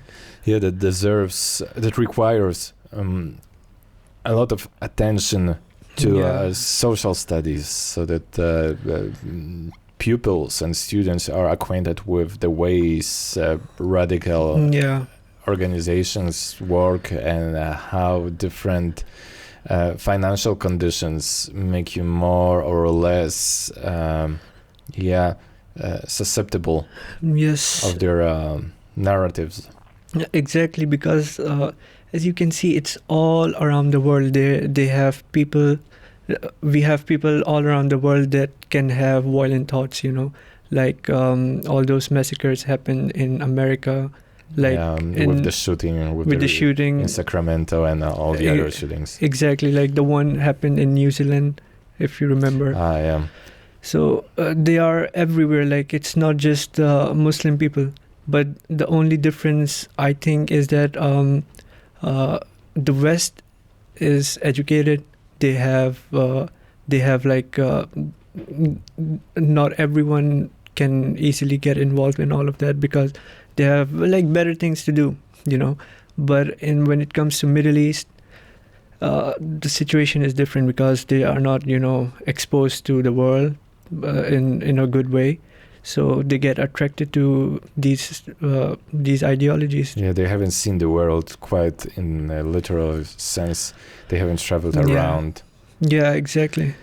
Yeah. And the worst part is like they have these madrasas, you know. Do you know what's madrasas? Well, it's an Islamic school where they basically learn Quran by heart. Exactly. But they don't learn the meaning. Exactly. They don't learn the meaning. Yeah, they just learn it like parrots. Sorry to say this, but that's yeah, true.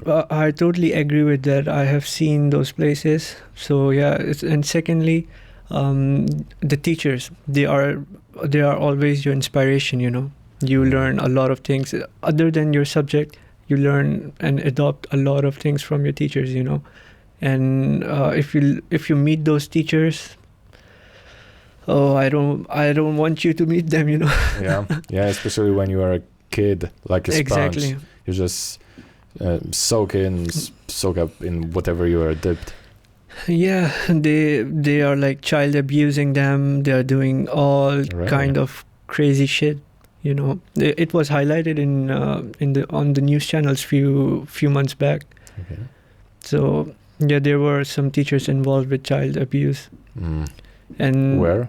I'm not sure about the city actually. But was it in Pakistan? Yeah, it was in Pakistan. And like, what future will those kids have, you know, when their teachers are doing something like that to them, and in the name of religion, they're doing everything wrong.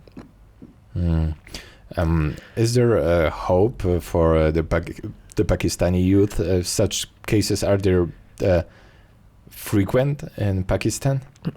Actually, there's a lot of hope, but this is just one side of Pakistan, and the other side of Pakistan is totally different. Like, you have a lot of amazing universities, schools. We have a lot of different industries. We have a huge fashion industry. We are making movies. We have a music industry.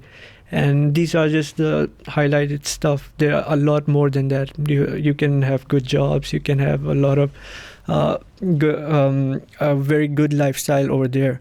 So we get so involved in this part of Pakistan that we actually we forget about this side, you know. So we have a very positive thing going on there. But I think the only reason is that this part of Pakistan is better is because of the education systems. We have like better educational curriculums that they are following. That's what have brought change in this part of Pakistan. So it could be, if we could do the same for them on this side of Pakistan, then why not? It would be, I think, there will be a lot of hope. People would start changing. And I think it depends on the government, because this side of Pakistan is, they have money, they can afford expensive schools, and they can have a different life. But over here, they cannot do that. We have to find a solution for them. Once we find a solution for them, I think things would change a lot. I guess they will change quicker. Yeah, let's have hopes for that. Yeah, it's the government schooling system, you know. It's not very good. So it's either Imran Khan or anyone, whoever is in power needs to see through the education system, you know. Like everywhere, even in Saudi Arabia, even in Europe, you guys have a good schooling system.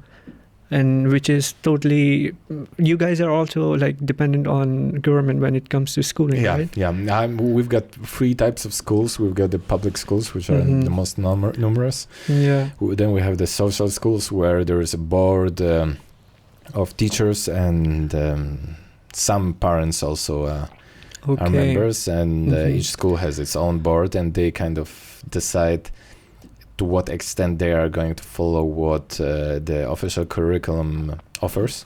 I see. And then we've got private schools where the curriculum is designed by the school itself. I see. So same way in Pakistan, we don't have the concept of government schools actually. At all.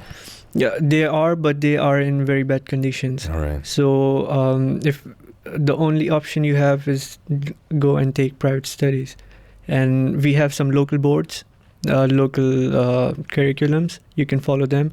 And if you don't feel you want to follow them, you can go for, we have British, American, French, and a lot of different boards from all around the world, Malaysian.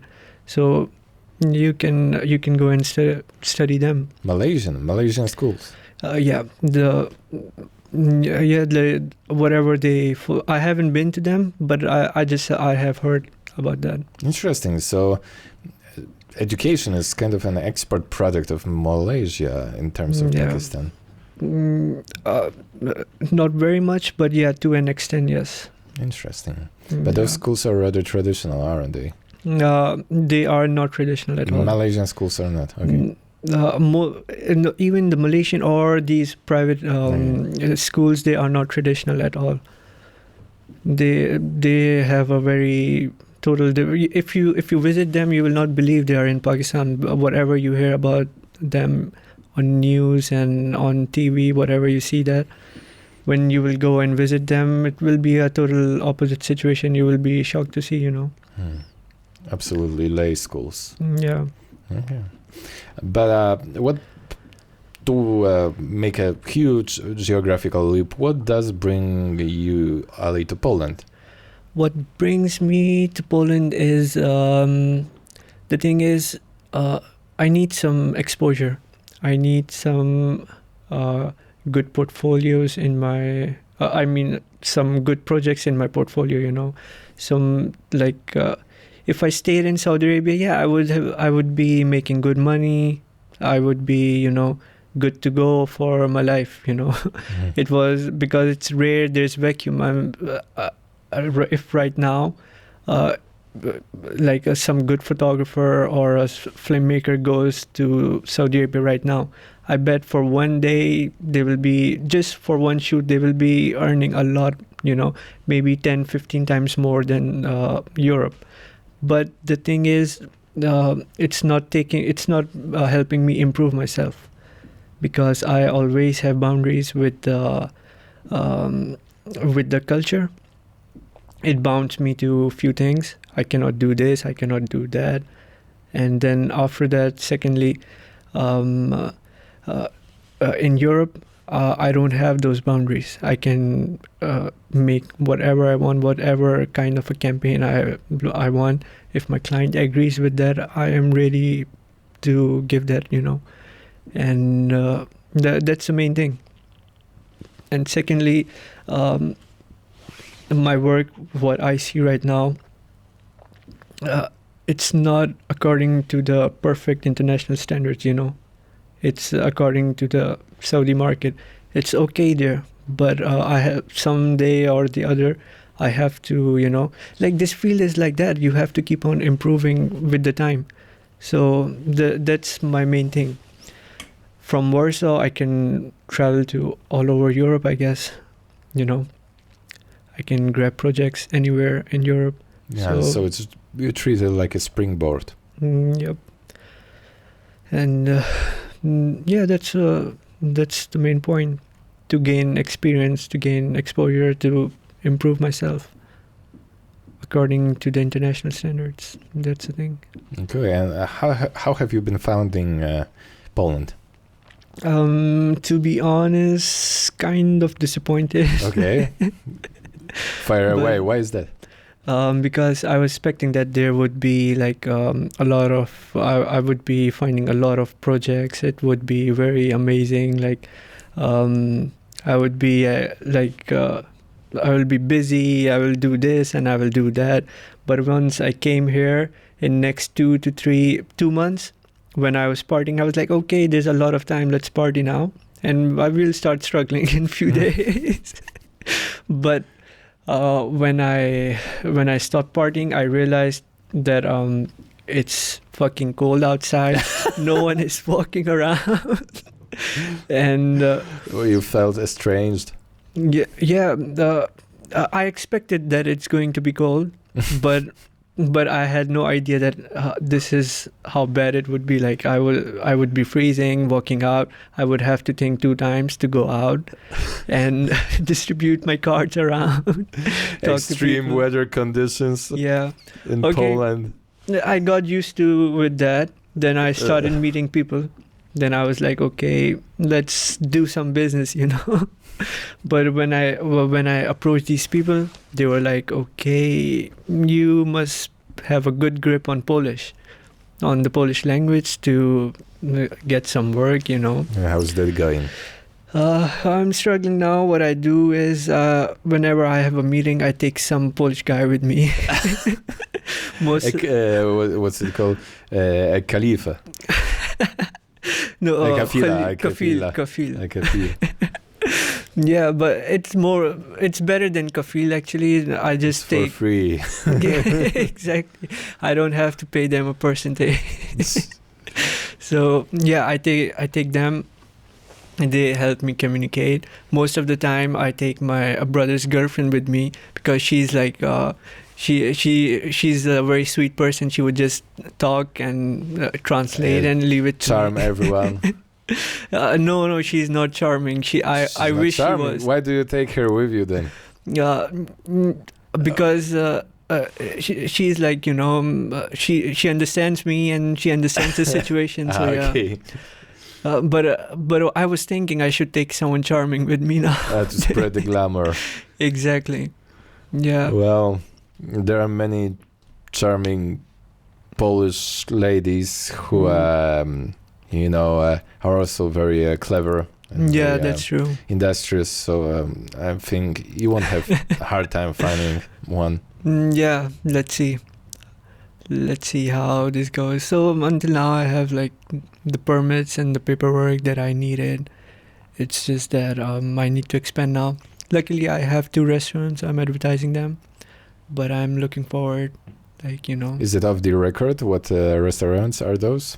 Not really. I can Yeah, sure. tell you. There is one called Secret Spices. It's a Bengali restaurant actually. Where? It's almost on the Centrum. Actually, not the Centrum. You know Wiltshire, Yeah. and just that's where I live actually, and it's right behind Wiltshire. And then there is one Arab restaurant, and it's around. Well, what do you call? I'm not sure about the location. I'm still using. I'm dependent on Google, you know. Yeah. So wherever I go, it's actually it's a kebab shop, and so actually not just kebab. They have a lot of other stuff. So yeah, so they are like my 2 main clients right now. So when you create an advertisement, do you focus on photography alone? Not really. Photography has a good part in it, a big one, but what I focus on is engagement, you know, what brings attention to a particular Facebook or Instagram profile. That's what I focus on. So by keeping them in my mind, I would create some campaigns, and those campaigns could be anything. They could be in terms of photography, with videos, with just graphical content. It depends on the budget of my client, and then I would provide them a concept and work on them. So recently, like for this restaurant, for the restaurants, like food photography is like the very basic thing that they always need, and like in a year at least one time they will need that, and after that it's just like for example, I would run a campaign like customer feedback for the customer feedback, and what I would do here is just like bring some, take interviews of some regular customers, take some what they think about the restaurant and how was their experience. I would upload that on social media, or I would help them to find some influencers. I would bring them to the restaurant and create some content with the influencers, so that it influencers usually have, there's a reason they're called influencers, so you can get a specific target audience as well. You don't have to pay on Facebook or Instagram and promote the commercials, and a lot of people would see it, and I don't know how many would be interested in coming to that place. But with the influencers, the good point is, even if they have 25 or 50,000 followers, they will be the exact ones, the ones that you need, because of the influencers. You will know, okay, she has a particular audience, and her audience is interested in food only. So I would have that, I would be on the spot. And the same thing with clothing stores or clothing brands. I can do the same with that. Crafty. Yep. Yeah, but until now, what I was expecting with the business, that's it's not happening until now, but I hope it will. Do you take pictures just for work, or do you also take pictures for fun and just for yourself? Yeah, of course I do that a lot. Sometimes I try to do some street photography or How some about landscape. in Warsaw? Yeah. How is it? How do you find Warsaw in terms of street photography? Actually, much better than the other places I have been until now, because they don't have a problem with me taking their picture. Even if they realize that I have taken their pictures, they don't have a bad response, And sometimes I walk around Old Town. I take pictures over there, and I saw people were they were excited. Oh, okay, I will pose this way or that way. Take my pictures. It's great. Okay. They are open to it, so it's good. But what I'm enjoying these days is architectural photography. I try to do that, but since you guys have very different structure of buildings here, so they look very cool, especially when it's sunny and you have little bit clouds around and it's a little bit sunny. Yeah, that's also lovely. Here in the downtown area. Yeah. Isn't it lovely how during sunset everything's so yellow and orange and purple, and the light reflecting in the windows of skyscrapers. Yes, it looks amazing, especially in this situation and the structure that you have around Old Town, the buildings and the infrastructure over there. It looks amazing with good lighting. Yeah, that's also it's a very photogenic town. Exactly. If there were, entrepreneurs, business owners among our listeners, how can they reach you? They can reach me through Instagram, most probably. You can link my Instagram in the. Yeah, but just tell them right away. It's Ali Jafri. Ali, and there are two I's in Jafri in the end, Jafri, I, 2 times. So I will pop up straight away. Yeah. Cool. Is there anything that you would like to say before we wrap up? No, but I think it has been good to have a conversation with you. It was amazing. I enjoyed it. Yeah. And if you have anything, you can ask me anything. Cool. Questions will come up definitely. Okay. But is there one thing perhaps? Is there a Polish dish that you grew the most fond of? I don't know if I'm going to pronounce it correct. The pierogi. Yes. That's the immortal pierogi. yeah, like Dumplings. you guys have you have done some creative stuff with pierogi. Such as So you have like at different places you have different taste of it with different flavors and things. So that's kind of interesting to me. And one more thing, like these kebab shops, they have. I don't understand why the Polish people call it kebab. It's actually a shawarma, maybe it comes from, but the Turkish people, they also call them shawarma actually, or they call them shish tavuk often. Shish tavuk is actually a barbecued. Yeah, it's a barbecued chicken. But yeah, I don't know. It just works this way. Some people call them shawarma, but I guess they have more expertise on the topic.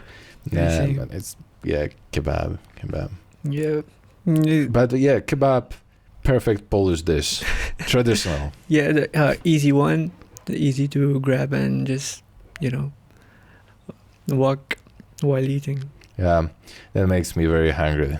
Let's grab a kebab. Thank you, Ali. Okay, bro. See you. Thank you. See ya.